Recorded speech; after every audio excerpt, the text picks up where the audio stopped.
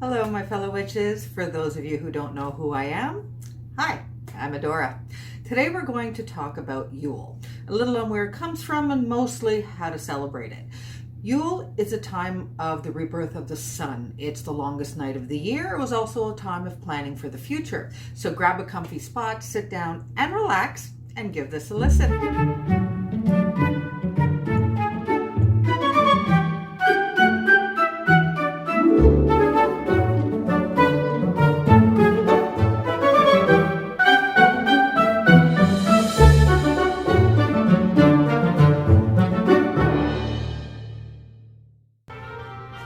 December 21st, the first day of winter, the winter solstice, and Yule.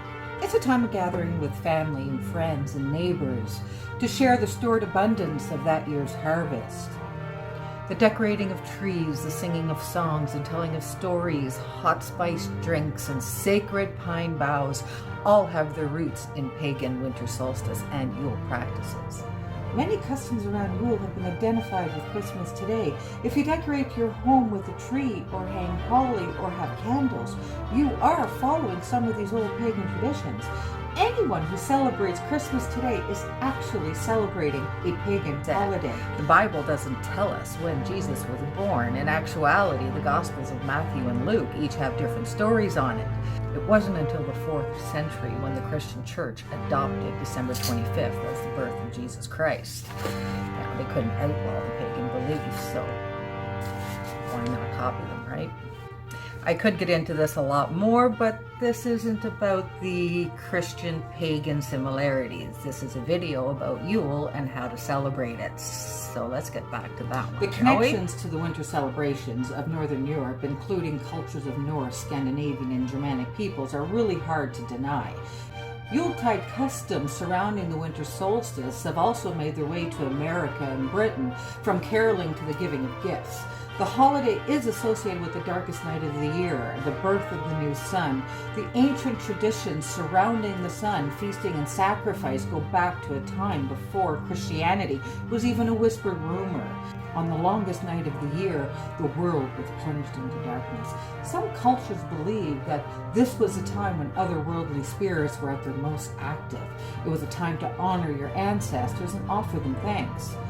Now, I'm going to say this one wrong. The Yule Book, the Yule Goat, is as popular in Northern Europe as Santa's reindeer are in America. They are an established symbol of Yule.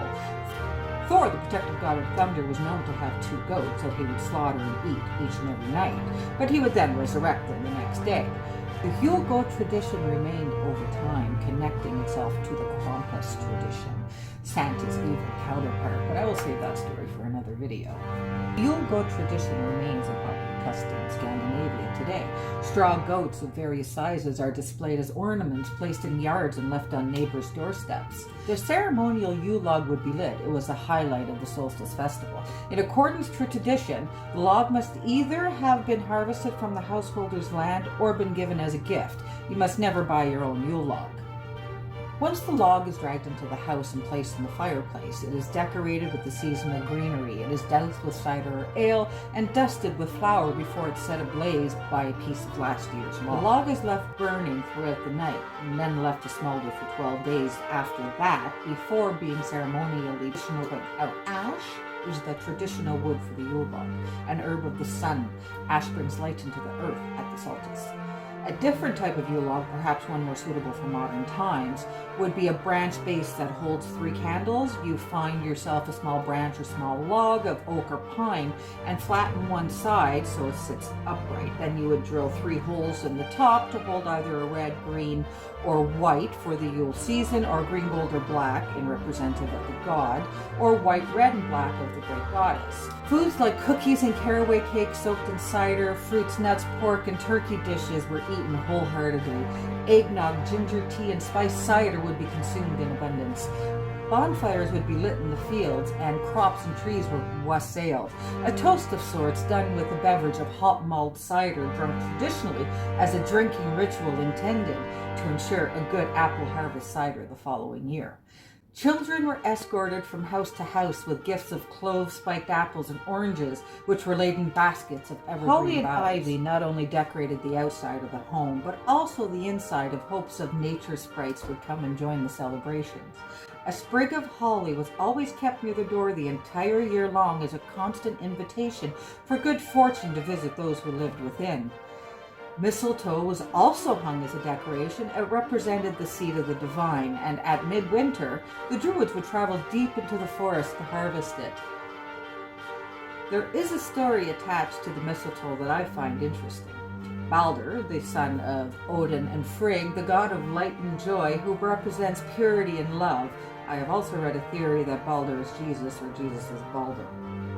Balder started to have nightmares of his own demise, so Frigg, wanting to do anything she could to save her son, set out to get assurances from everything in the 9 worlds not to harm her son, except the mistletoe.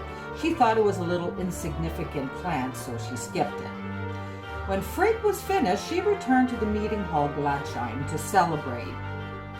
They started throwing all forms of weapons at Balder. It was scary at first, but in the end, they were having quite the sport of it. They even tried throwing Thor's hammer at him, and it did nothing.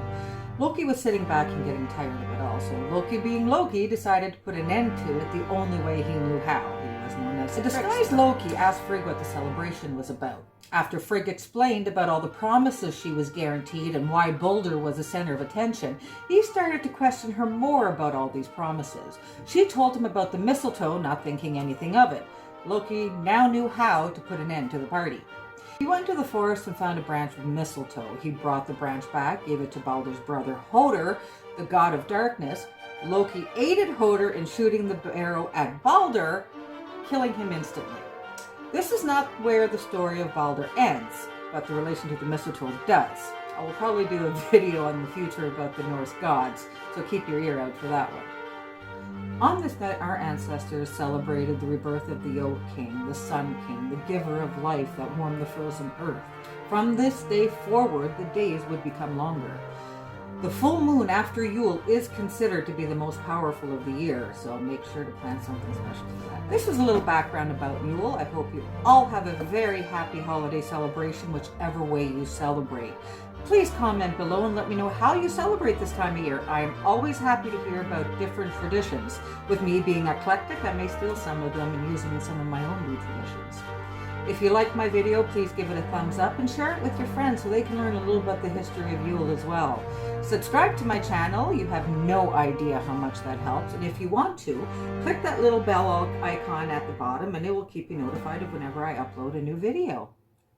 Follow me on Instagram, Facebook, Twitter, Tumblr, TikTok, Adora Tiger Lily. That is my name through all of them. Give me a search and find me. I will leave all the links below to all of my social media handles. You all have a great, great day. And remember, find a reason to laugh. It is the best medicine after all. Happy holidays, everybody.